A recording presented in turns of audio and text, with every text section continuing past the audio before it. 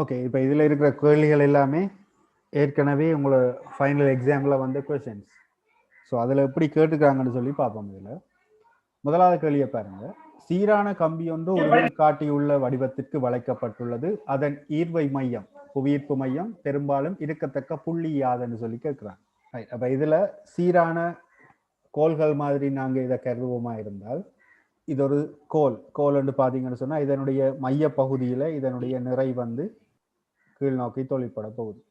அதே மாதிரி இதனுடைய நிறையும் வந்து இதனுடைய மைய பகுதியில நிலைக்குத்தாக கீழ் நோக்கி தொழிற்படும். அப்ப ரெண்டு விசைகள் இவ்வாறு ரெண்டு புள்ளியில கீழ் நோக்கி தொழிற்படுதுன்னு சொன்னா இவற்றினுடைய விளையுள் விசை தொழிற்படுற அந்த புள்ளி தான் புவியீர்ப்பு மையமா இருக்க போகுது.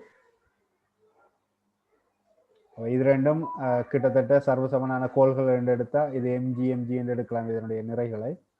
இதனுடைய விளையுள் வந்து இதனுடைய மைய பகுதியில 2mg இங்க வரப்போகுது. இப்படி அமையக்கூடிய புள்ளிகள் என்று பார்த்தா இது பி இது டி என்று சொல்லி இருக்க போது இதனுடைய விளையுள் வந்து எனக்கு இந்த புள்ளி சியில உருவாக போகுது. முதலாவது கேள்வி இதுக்குரிய ஆன்சர் வந்து சி. அது எப்படி காண்றேன்னு பாருங்க. சீரான ஒரு கோல் மாதிரி கருதுனமா இருந்தா கோளினுடைய நிலைக்குத்தாக கீழ் நோக்கி தொழிற்படுது. அப்ப உங்களுக்கு தெரியும் புவியீர்ப்பு மையம்னு சொன்னா விளையுள் விசை தொழிற்படுற அந்த புள்ளி தான் அந்த புவியீர்ப்பு மையமாக இருக்கு. ஆகவே இதன்படி பார்த்தோம்னு சொன்னா இது ரெண்டையும் இணைக்கிற கோட்டுல சரி சமனாக இருக்கக்கூடிய இந்த புள்ளி வந்து சியாக அமையும்.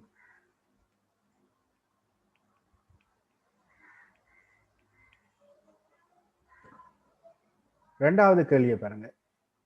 இவ்வாறு வளைக்கப்பட்டிருக்கிற ஒரு கம்பி,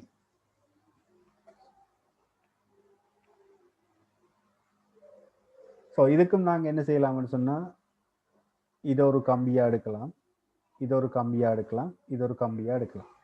எடுத்தா இதனுடைய மைய பகுதியில அதனுடைய நிறை தொழிற்படும். சரியா?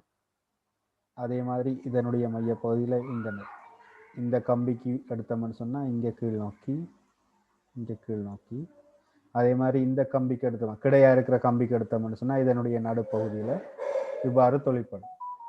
அப்ப இந்த ரெண்டு விசையினதும் விளைவில் வந்து இந்த கோட்ல நடுவுல தொழிற்பட போகும்.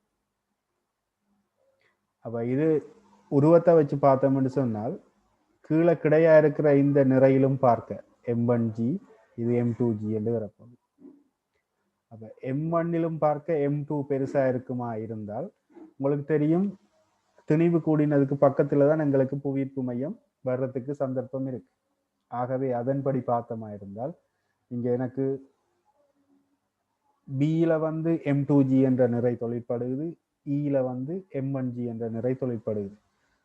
அப்ப ரெண்டு நிறைகள் தொழிற்படுற நேரம் பெருமானம் கூடினதுக்கு பக்கத்துல தான் எங்களுக்கு புவியீர்ப்பு மையம் வருவதற்குரிய சந்தர்ப்பம் காணப்படுதுன்னு சொன்னா இந்த உருவத்துல அப்படி இருக்கிற புள்ளி வந்து பாத்தீங்கன்னு சொன்னா சி தான் அந்த புள்ளியாக காணப்படும். அப்ப இங்க இதுக்குரிய ஆன்சர் சி.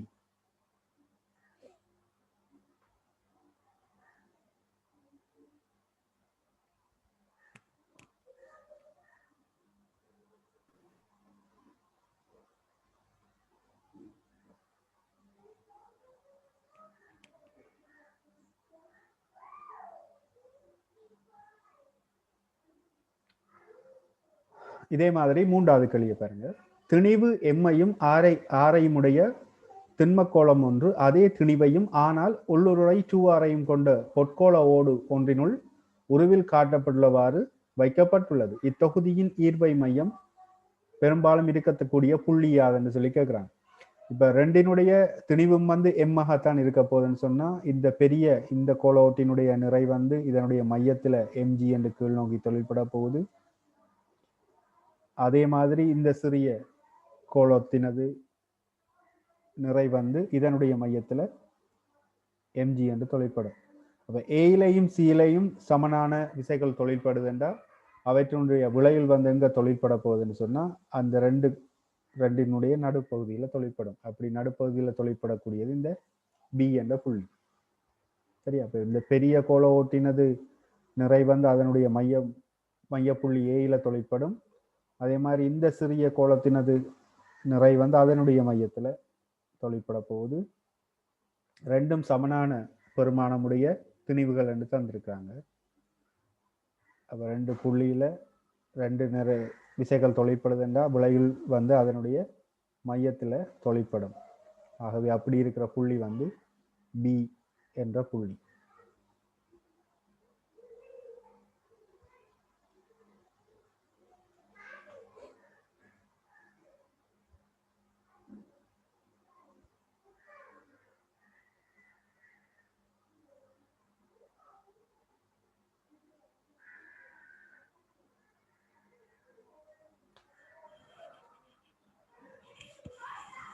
இதே போல 4வது கேள்வியை பாருங்க.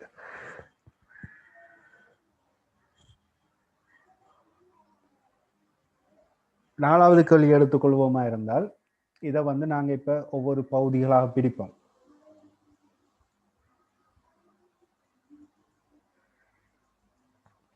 இது ஒரு பெரிய ஒரு செவ்வகம் மாதிரி கருதுவோம்.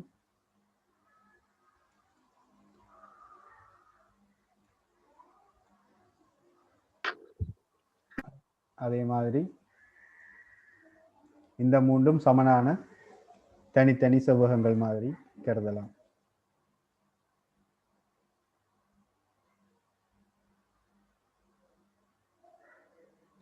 அப்ப இவற்றினுடைய நிறை வந்து இந்த செவ்வகங்களினது மூலைவிட்டங்கள் சந்திக்கிற புள்ளி என்று பார்த்தோம்னா அதனுடைய மையமா இருக்க போகுது. அப்ப இங்க இதனுடைய மையம் எம்ஜி எம்ஜி எம்ஜி என்று எடுக்கலாம். அப்ப இந்த புள்ளிகளை இணைக்கிற கோட்டின் வழியே 3mg என்று விளைவில் காணப்பட போகும். இது mg என்று எடுத்தால்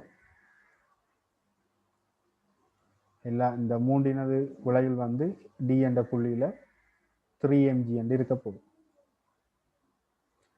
இந்த திணிவினது இந்த செவ்வகத்தினது திணிவை நாங்க வேணும்னு சொன்னா கிட்டத்தட்ட இதுக்கும் இதே நீளமா இருக்கு mg என்று எடுக்கலாம். இங்க 3mg இங்க mg. அப்ப திணிவு கூடினதுக்கு பக்கத்தில் இருக்கிற புள்ளியில தான் எங்களுக்கு புவியீர்ப்பு மையம் உருவாகும். அப்ப இந்த கோட்டின் வழியை இணைச்சு பார்த்தோம்னு சொன்னா இதுல mg என்ற நிறை தொழிற்பட போகுது, இதுல 3mg என்ற நிறை தொழிற்பட போகுது. அப்ப 3mgக்கு பக்கத்தில் இருக்கிற புள்ளியில தான் எங்களுக்கு சென்டர் ஆஃப் கிராவிட்டி பாயிண்ட் காணப்படும். அப்படி பார்த்தோம்னு சொன்னா புள்ளி சி. அப்ப இதுக்குரிய ஆன்சர் சி என்ற புள்ளியில தான் இதனுடைய புவியீர்ப்பு மையம் காணப்படும். சரியா? Centre of gravity point.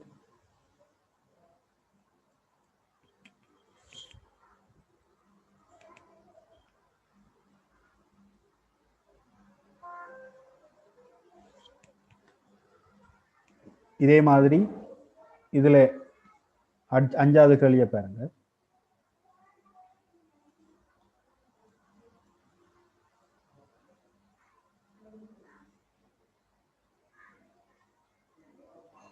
அஞ்சாவது கேள்வியில இந்த செவ்வகத்தினது நிறை இதனுடைய மையத்துல தொழிற்படும்.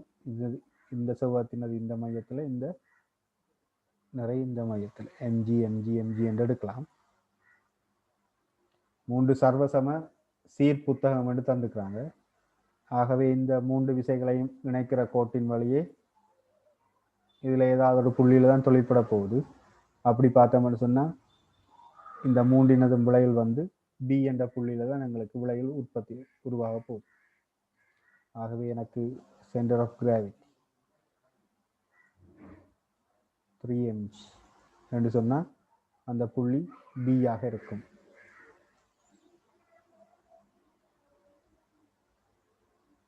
நாங்க புவியீர்ப்பு மையத்துக்கான டெஃபினிஷன் நேற்று பார்த்து நாங்க விளையுள் விசை தொழிற்படுற அந்த புள்ளி அல்லது அந்த மொத்த இது என்ன உருவத்தினதும் நிறை தாக்குற புள்ளி என்று சொல்லி பார்த்தனாங்க. ஓகே, அதுல பாருங்க 5வது கேள்வி. 3 சர்வசம சீர் புத்தகங்கள் உருவில் காணப்படுகின்றவாறு ஒன்றன் மீது ஒன்று வைக்கப்பட்டுள்ளன. புத்தக தொகுதியின் ஈர்ப்பு மையம் இருக்கக்கூடிய புள்ளி யாதுன்னு சொல்லி கேட்கிறாங்க. சர்வசமனான சீர் புத்தகங்கள் என்று தந்திருக்கிறாங்க. அப்ப இதுல படத்தின்படி பார்த்தோம்னு சொன்னா இந்த புத்தகங்கள் சமநிலையில இருக்குன்னு சொல்லி எடுப்போம். 6வது கேள்வி பாருங்க. ஒரு பொருள் உருவில் காணப்படுகின்ற வடிவத்திற்கு வளைக்கப்பட்டு சீரான கம்பியினால் அமைக்கப்பட்டுள்ளது. பொருளின் புவியீர்ப்பு மையம் பெரும்பாலும் இருக்கத்தக்க புள்ளி. நாங்க என்ன செய்ய சொன்னா இந்த உச்சியில இருந்து இந்த பக்கத்தினுடைய நடுப்புள்ளிக்கு வரைவோம். இந்த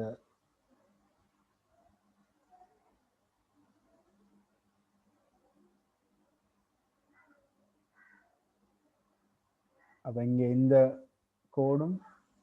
கோடும் சந்திக்கிற புள்ளி என்று பாத்தீங்கன்னு சொன்னா சி. அதே மாதிரி இதுல இருந்து இதனுடைய நடுப்புள்ளிக்கு வரைகிறோம் கோடு. இதைத்தான் நாங்க நீங்க ஓலவெல்ல படிச்சிருவீங்க மையப்போலின்னு சொல்லி.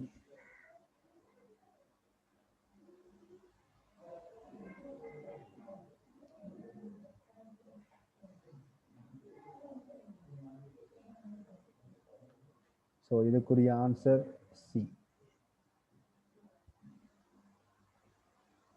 இப்போ புவியீர்ப்பு மையம் காண்றதுக்கு நிறைய வழிகள் இருக்கு.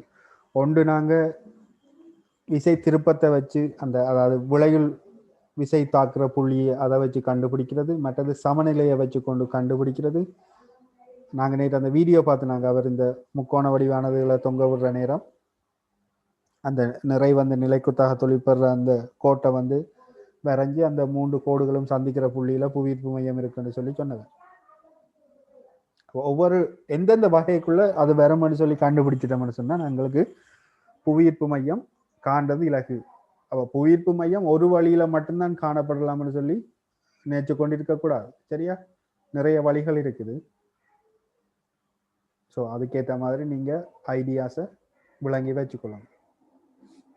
உறவில் காணப்படுகின்றவாறு ஒரு திருகுபிடியிலிருந்து நீர்த்துளிகள் ஒரு மாறா விதத்தில் விழுகின்றன. வழியில் துளியின் தொகுதியின் ஈர்ப்பு மையம் பெரும்பாலும் இருக்கத்தக்க புள்ளி யாதுன்னு தான் கேட்கிறாங்க. இதொரு நீர்த்துளி, இதொரு நீர்த்துளி.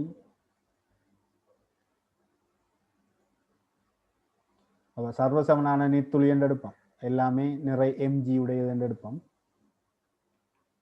இதை எப்படி யோசிங்க? இது 3 திணிவுகள், இது 2 திணிவு. அப்போ கூடின திணிவு இருக்கிற பக்கத்துல தான் எங்களுக்கு புவியீர்ப்பு மையம் காணப்படும். அப்போ நாங்க வேணும்னு சொன்னா இப்போ என்ன செய்யலாம்னு சொன்னா ஒவ்வொரு 2 சோடி திணிவுகளா இதை பிரிப்போம். பிரிச்சுட்டு அதனுடைய விளைவுகள் எங்க தொழிற்படுதுன்னு பார்ப்போம்.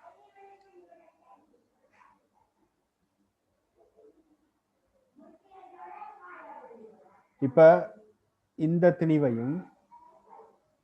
திணிவையும் அடுப்பமா இருந்தா இந்த 2 திணிவினதும் விளையில் இந்த கோட்டினுடைய நடுப்பகுதியில வரப்போகும். இந்த கோட்டினுடைய நடுப்பகுதி கிட்டத்தட்ட இது கிட்ட வரப்போகும். இதுல ஒரு நீர்த்துளி இருக்கு, இதுல ஒரு நீர்த்துளி இருக்கு.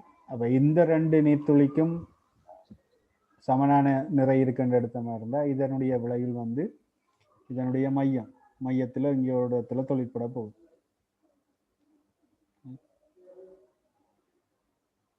அதே போல இந்த 2ஐயும் அடுத்தமா இருந்தால் இந்த 2 விளைவில்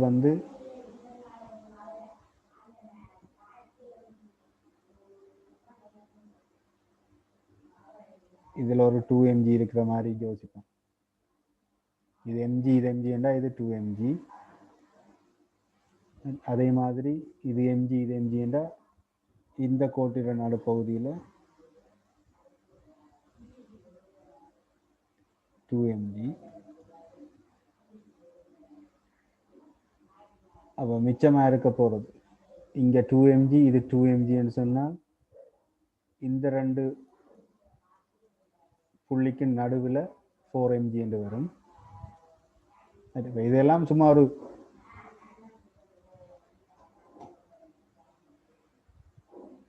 அன்னளவா தான் செய்யறோம். என்னோட MCQ தானே. இந்த இடத்துல 4mg என்று வரப்போகுது. இதுல mg, இந்த இடத்துல 4mg. அப்ப mgக்கும் 4mgக்கும் பார்த்தோம்னு சொன்னா 4mgக்கு கிட்டவா இருக்கிற புள்ளியில தான் இது இருக்க போது என்னது புவியீர்ப்பு மையம். 4mgக்கு பக்கத்தில் இருக்கிற இந்த ரெண்டு புள்ளிக்கும் இடையில பக்கத்தில் இருக்கிற புள்ளி என்று பார்த்தோம்னா இந்த ஆர் என்ற புள்ளி. ஆகவே 7வதுக்குரிய ஆன்சர் இந்த ஆர். இலகுவா நீங்க என்ன செய்யலாம்னு சொன்னா இந்த திணிவுகளோட விளைவில் எந்த புள்ளியில தொழிற்படும் என்று சொல்லி கண்டுபிடிச்சிங்கன்னு சொன்னா அதுல இருந்து நாங்க புவியீர்ப்பு மையத்தை காணக்கூடிய மாதிரி இருக்கு. ஸோ நாங்கள் நேற்று அந்த நிறுவல் எல்லாம் பார்த்தோம் என்ன. ஸோ அது அவ்வளவு கஷ்டப்பட தேவையில்லை இந்த கேள்வியில. இதுல நாங்க பாவிக்க வேண்டியது ரெண்டு செவ்வகமா இதை பிரிப்போம். ரெண்டு செவ்வகமாக இவ்வாறு பிரிச்சமா இருந்தால் இதொரு செவ்வகம் இதொரு செவ்வகம். இந்த செவ்வகத்தினுடைய புவியீர்ப்பு மையம் இதனுடைய நடுப்பகுதியான இங்க வரப்போம். சீரா நடுப்பகுதியில் வரக்கூடிய மாதிரி எடுப்போம். அல்லது நாங்க இதன்படி பார்த்தோம், இதுல தரப்பட்டதன்படி பார்த்தோம்னா செவ்வகத்தை இப்படி பிரிச்சோம்னு சொன்னா இன்னும் இலகுவா இருக்கும். ஏனென்றா இங்க டி வந்து இதுக்கு நடுப்புள்ளி புள்ளியா இருக்கும். இந்த செவ்வகத்தினுடைய நடுப்புள்ளி ஏயா இருக்க போகுது. அப்ப இது ரெண்டையும் இணைக்கிற கோட்டின் வழியே தான் எங்களுக்கு புவியீர்ப்பு மையம் காணப்பட போகுது. பாருங்க இந்த ரெண்டு புள்ளியையும் இணைக்கிற கோட்டின் வழியே தான் இருக்க போகுது. இதுல எந்த செவ்வகம் வந்து பெரிய பரப்பை கொண்டு பார்ப்போம். ஓகே, அப்ப நீங்க என்ன செய்யணும்டா தனித்தனியா ரெண்டு செவ்வகங்களா பிரிச்சுட்டு அந்த செவ்வகத்தினுடைய புவியீர்ப்பு மையங்களை இணைக்கிற கோட்டின் வழியே கண்டுபிடிக்கணும். ஸோ கிட்டத்தட்ட நாங்க பார்க்கலாம். இது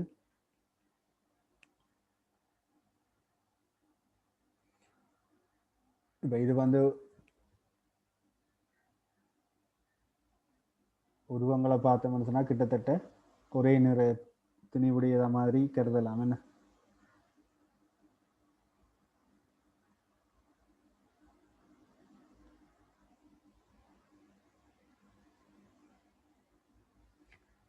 அல்லது நீங்க என்ன செய்யலாம்னு சொன்னா இதை எப்படியே வச்சுக்கொண்டு இதை ஒரு செவ்வகம் மாதிரி கருதி அதுக்கு முறுக்காக செய்து பார்க்கலாம். நீங்க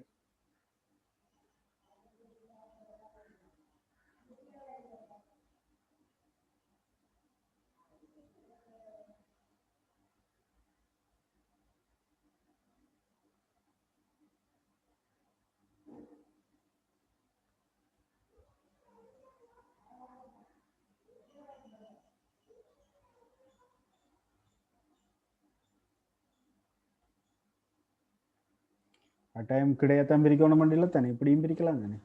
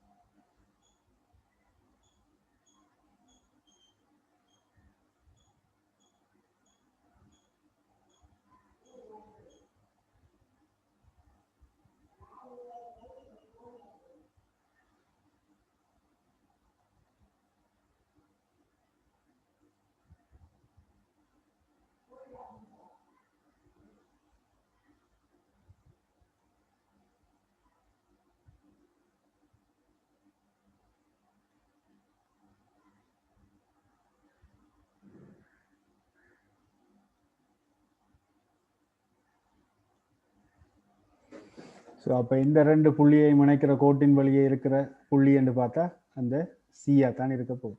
சரியா? அப்போ எங்களுக்கு இப்படி எடுக்கிறது இன்னும் ஈஸியா இருக்கு பாருங்க.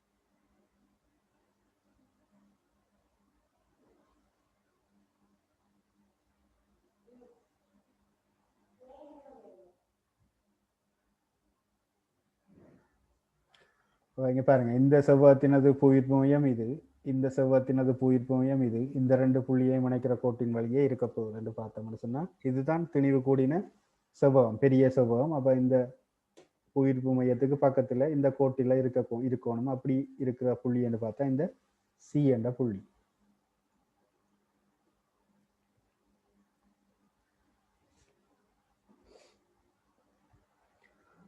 ஓகே, அதே மாதிரி 9வது கேள்வி.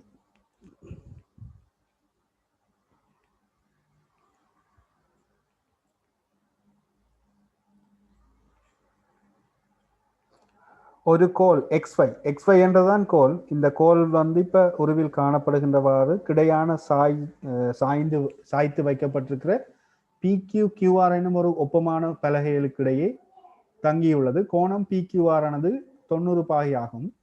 பலகைகளின் மேற்பரப்புகளின் தாளின் தளத்திற்கு செவ்வனாகும். பலகைகளின் மேற்பரப்புகள் தாளின் தளத்திற்கு செவ்வனாகும். கோளின் புவியீர்ப்பு மையம் பெரும்பாலும் இருக்கத்தக்க புள்ளி யாதுன்னு சொல்லி கேட்கிறாங்க.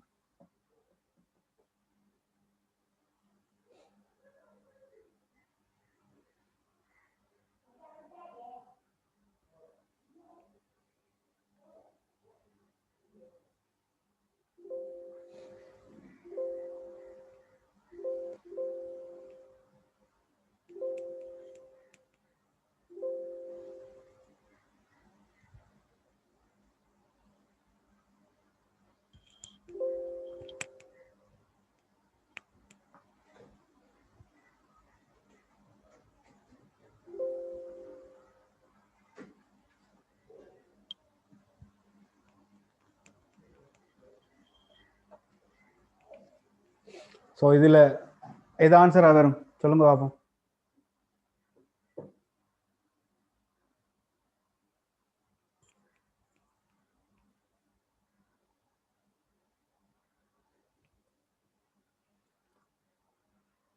இப்ப இதுல நீங்க கண்டுபிடிக்க வேண்டியது விளையுள் விசை வந்து எங்க தொழிற்படுற புள்ளி.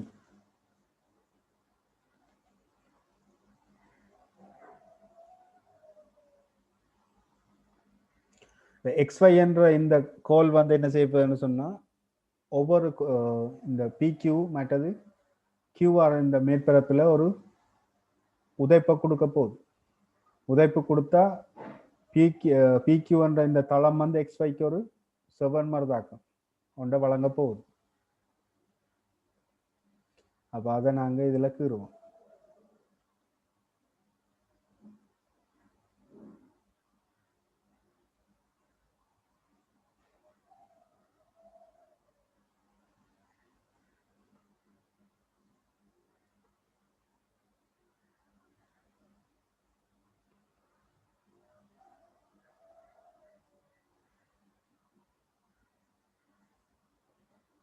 அதே மாதிரி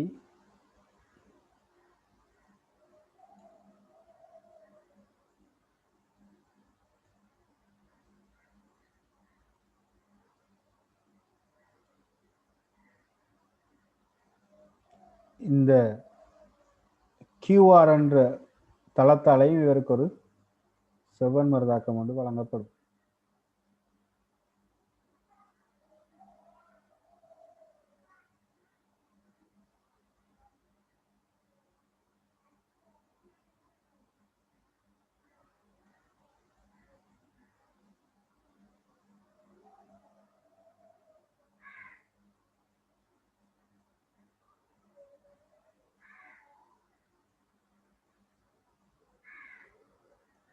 ஆகவே எங்களுக்கு இந்த ரெண்டு கோடும் சந்திக்கிற புள்ளியில தான் விளையுள் விசை தொழிற்பட போகுது.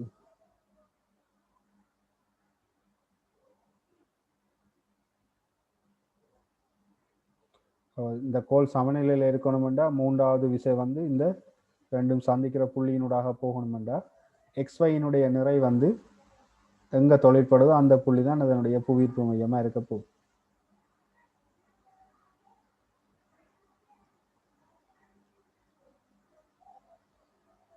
ஸோ இதுலேருந்து நாங்கள் கோட்டண்ட கீறிப்பாப்புமா இருந்தால்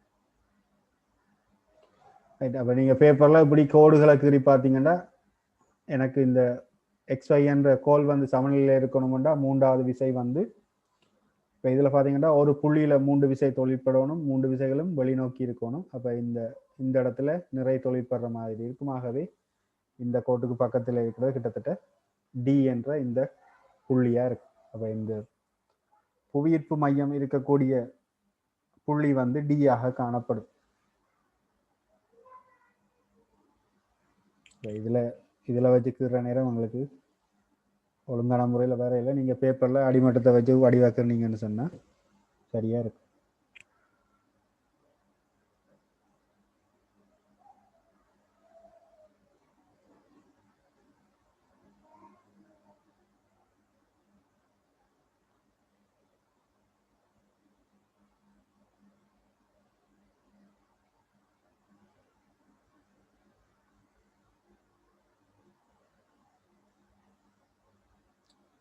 இது ஒரு செவ்வகம் மாதிரி சரியா வரக்கூடிய மாதிரி கீறினீங்கன்னு சொன்னாவே எங்களுக்கு விளைவுகள் வந்துடும்.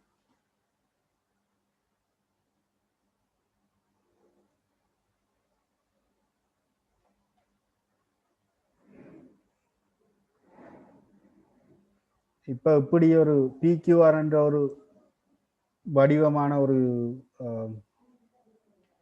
சாய்த்து வைக்கப்பட்டிருக்கிற பலகைக்கு இடையில XY என்ற ஒரு கோல் வைக்கப்பட்டிருக்கு. அந்த XY என்ற கோல்ல அந்த கோல் வைக்கப்படுற நேரம் அந்த கோளினது புவியீர்ப்பு மையம் எங்க வரும்னு சொல்லி கேட்கிறேன். PQR அமைப்புக்குள்ள XY என்ற கோல் வைக்கப்பட்டிருக்கு. அந்த XY என்ற கோளினுடைய புவியீர்ப்பு மையம் அங்க வரும் என்று கேட்கிறாங்க. அப்ப இங்க உங்களுக்கு தெரியும், இப்ப கோல் வந்து ஒரு கோணத்துல வைக்கப்படுமா இருந்தா சாரி கோணத்துல வைக்கப்படுமா இருந்தா PQ என்ற தளத்தாலையும் ஒரு செவ்வன் மரதாக்கம் வழங்கப்படும். QR என்ற தளத்தாலையும் இந்த கோளுக்கு செவ்வன் மரதாக்கம் ஒன்று வழங்கப்பட போகுது. அப்ப இந்த கோல் வந்து சமநிலையில இருக்குன்னு சொல்லி எடுத்தோம்னு சொன்னா அந்த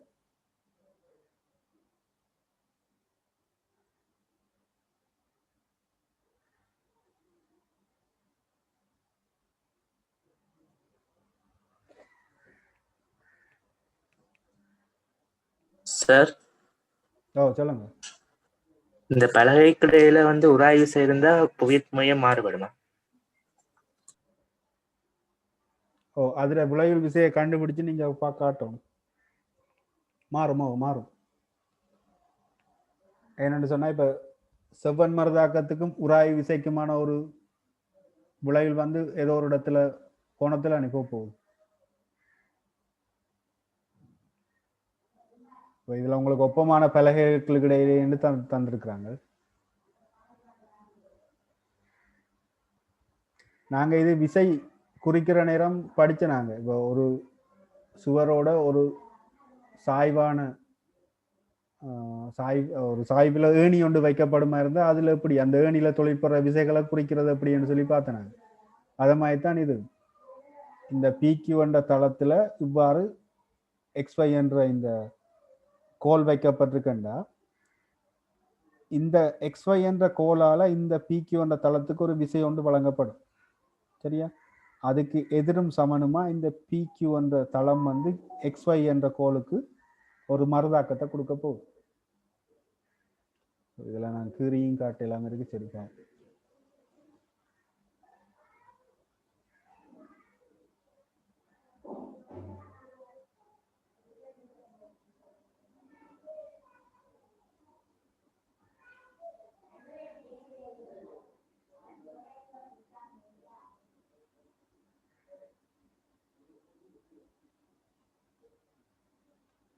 இது ஒரு சுவர்ல இவ்வாறு ஒரு கோணத்துல ஒரு ஏணி ஒன்று இவ்வாறு வைக்கப்பட்டிருக்குன்னு வைப்போம்.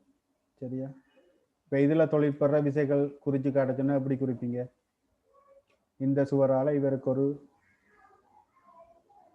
செவ்வன் மரதாக்கம் கொடுக்கப்படும். சரியா?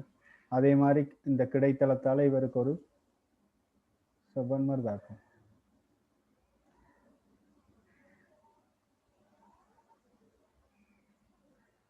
சரி, இது கிடைத்தளத்துக்கு இவரால் ஒரு செங்குத்தண்டா இவருக்கு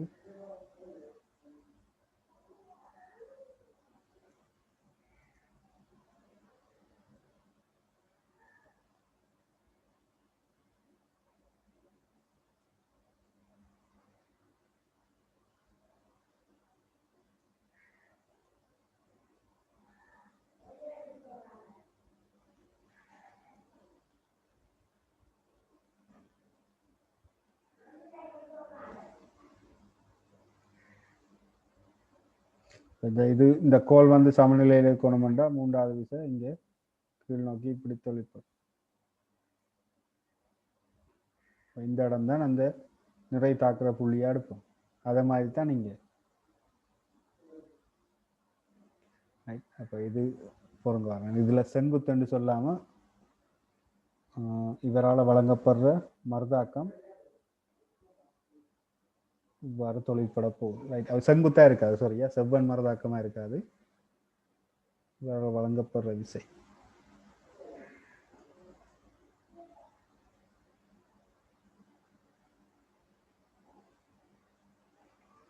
அந்த நிறை தாக்குற புள்ளியத்தான் நான் கண்டுபிடிக்க போறேன். இந்த XY என்ற கோல் வந்து சமநிலையில இருக்கணும்னு சொன்னா இந்த ரெண்டு விசைகளும் சந்திக்கிற புள்ளியினூடாகத்தான் அந்த மூன்றாவது விசையான நிறை வந்து தொழிற்படணும். அப்படி தொழிற்பட்டா தான் இந்த தொகுதி வந்து அந்த XY என்ற கோல் வந்து சமநிலையில இருக்கும். சரியா? அப்ப அந்த நிறை தாக்குற புள்ளி தான் புவியீர்ப்பு மையம் என்று பார்த்து நாங்க நிறை தாக்குற புள்ளி இந்த D ஆக இருக்க போகுது. ஸோ இதனுடைய புவியீர்ப்பு மையம் வந்து D ஆக இருக்கு.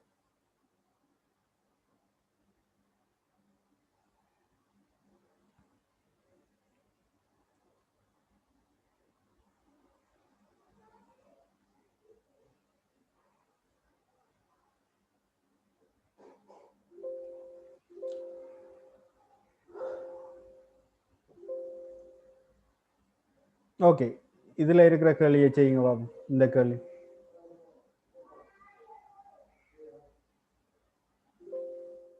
இப்ப இவ்வாறு தொங்க விடப்பட்டிருக்குன்னு சொன்னா இதுலயும் என்ன செய்ய போகுதுன்னு சொன்னா இந்த இழையில இழுவிசை காணப்பட போகுது. இப்படி இழுவிசை இருக்கிற நேரம் இந்த இழுவிசைகள் சந்திக்கிற புள்ளியை நான் கண்டுபிடிப்பேன்.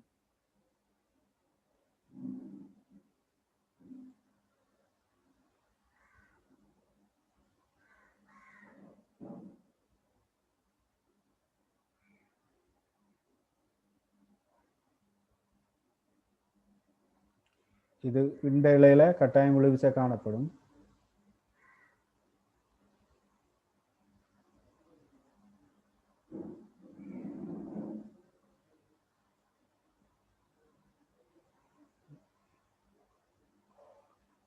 அதே மாதிரி இந்த இலையிலையும் இழுவிசை காணப்பட போகுது.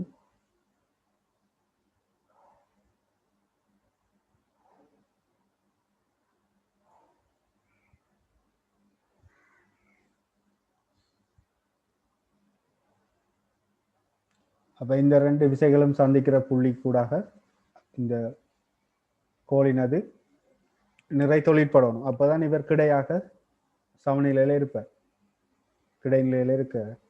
ஆகவே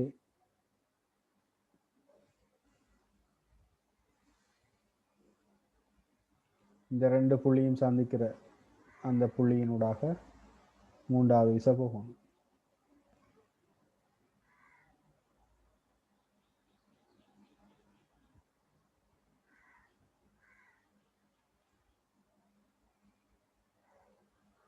ஆகவே எனக்கு புவியீர்ப்பு மைய புள்ளியாக அமையக்கூடியது புள்ளி பி. நான் சொன்னேன் புவியீர்ப்பு மையம் காண்ற நேரம் நிறைய வழிகள் இருக்கு. சமநிலை சம்பந்தமா வரும், சரியா? அதே மாதிரி திணிவுகள் தாக்குற புள்ளிகள் சம்பந்தமா வரும். சார் சொல்லுங்க. 10வது கேள்வி பத்திரம் வழங்கப்படுத்த முடியுமா சார்? ஸ்டக் ஆயிடுது.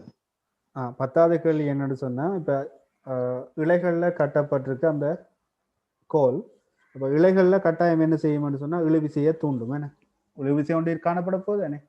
அப்ப இழுவிசை, அந்த இழுவிசையை வந்து நான் என்ன செய்ய போறேன்னு சொன்னா அந்த கோல் அந்த கோட்டை அப்படியே நீட்டுறேன் கீழே.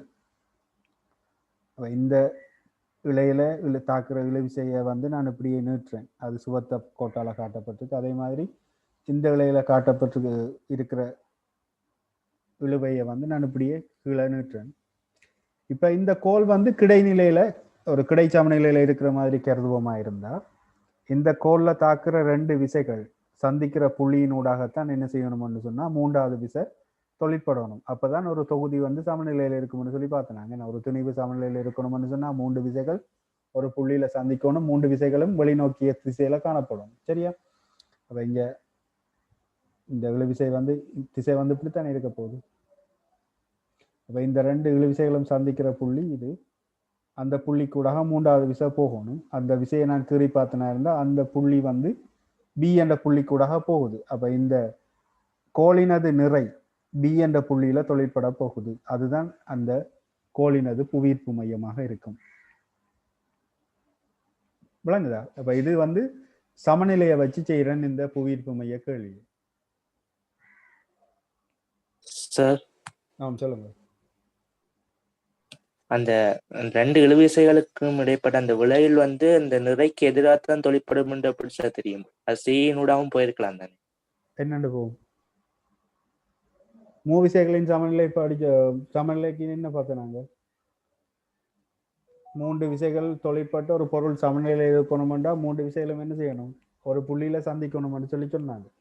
அப்ப இங்க ரெண்டு விசை பார்த்தோம்னு சொன்னா ஒன்று இந்த இழையால கொடுக்கப்படுற இந்த இழுவிசை, இந்த இழையால கொடுக்கப்படுற இந்த இழுவிசை என்று சொன்னா மூன்றாவது விசை இந்த ரெண்டு இழுவிசைகளையும் அந்த தாக்க கோடு சந்திக்கிற புள்ளியினூடாக மூன்றாவது விசை போகும். அந்த மூன்றாவது விசை என்று பார்த்தீங்கன்னு சொன்னா அந்த கோளினது நிறைதான் அந்த மூன்றாவது விசையா இருக்க போகுது.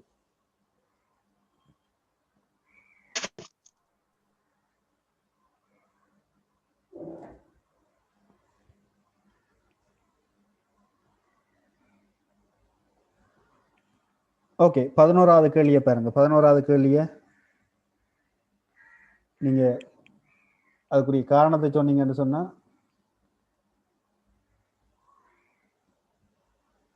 என்ன காரணம்? டி. ஆன்சர் டி என்று சொல்றீங்க. காரணம் என்ன? இந்த கேள்வியை பாருங்க. இது சர்வசம பாரமான உலோக கோளங்கள் காவுகின்ற ஒரு மெல்லிய வளையத்தின் ஒரு பகுதியை தாங்கி நிற்கும் பிள்ளையுரு வடிவில் உள்ள பொம்மை ஒன்று உருவில் காணப்படுகின்றவாறு ஒரு மெல்லிய உலோக தகட்டில் இருந்து செய்யப்பட்டுள்ளது. பிள்ளையுருவின் கால் விரலிலிருந்து பொம்மையை உறுதி நாப்பத்தில், அதாவது உறுதி சமநிலையில் இருக்குன்னு சொல்லி சொல்றாங்க.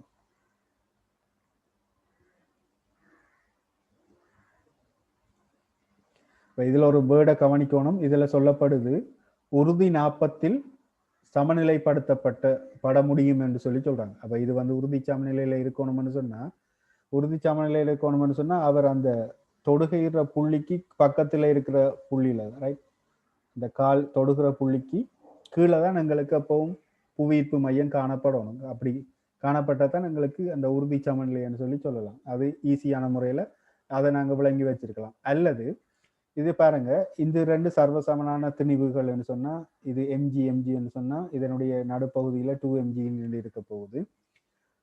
அதே மாதிரி இது வந்து ஒரு மெல்லிய உலோக தகட்டால் ஆக்கப்பட்டு சொல்லி சொல்லப்பட்டு. அப்ப இது திணிவுகள் பாரமான உலோகங்கள் தந்திருக்கு, இது மெல்லிய உலோகம் மட்டும் தந்திருக்கு.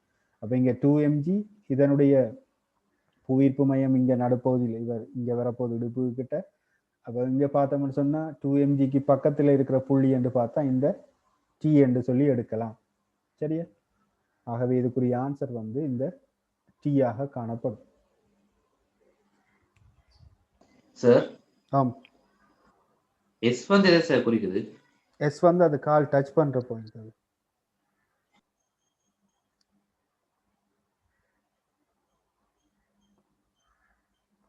அந்த நுனி விரல் தொட்டு கொண்டிருக்கிற புள்ளிக்கு பக்கத்துல காணப்படுது.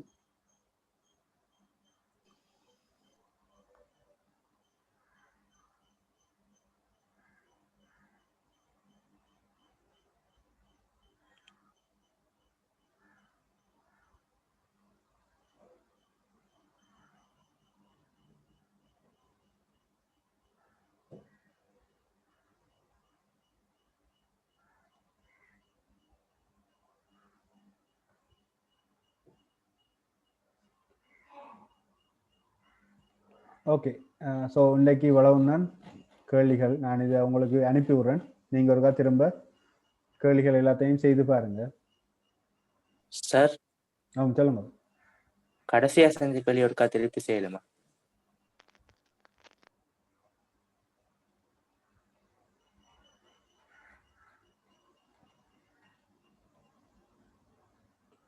இப்போ இதுல உங்களுக்கு கேள்வி வாசிக்கக்குள்ளே நீங்க ஒரு வேர்டை கவனிச்சிடணும். அதுல உறுதி நாப்பத்தில் சமநிலைப்படுத்த முடியும்னு சொல்லிட்டாங்க. அப்ப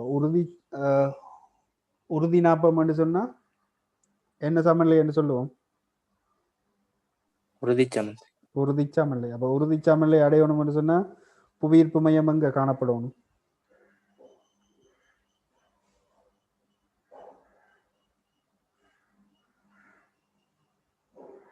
சும்மா சொல்லுங்களேன், எங்க காணப்படணும்?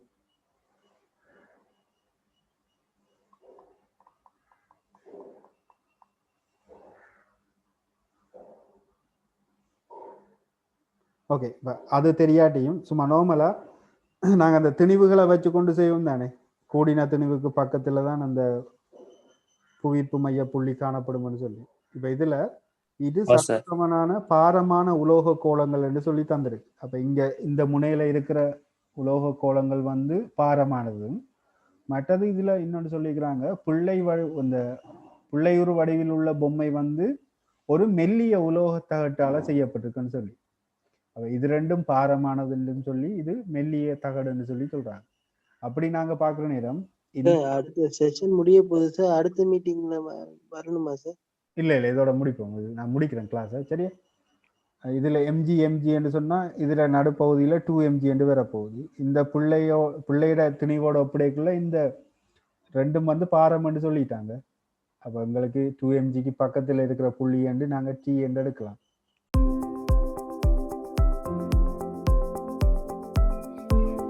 மறக்காம இந்த சேனலை சப்ஸ்கிரைப் பண்ணுங்க, பக்கத்துல இருக்கிற பெல் பட்டனை கிளிக் பண்ணுங்க.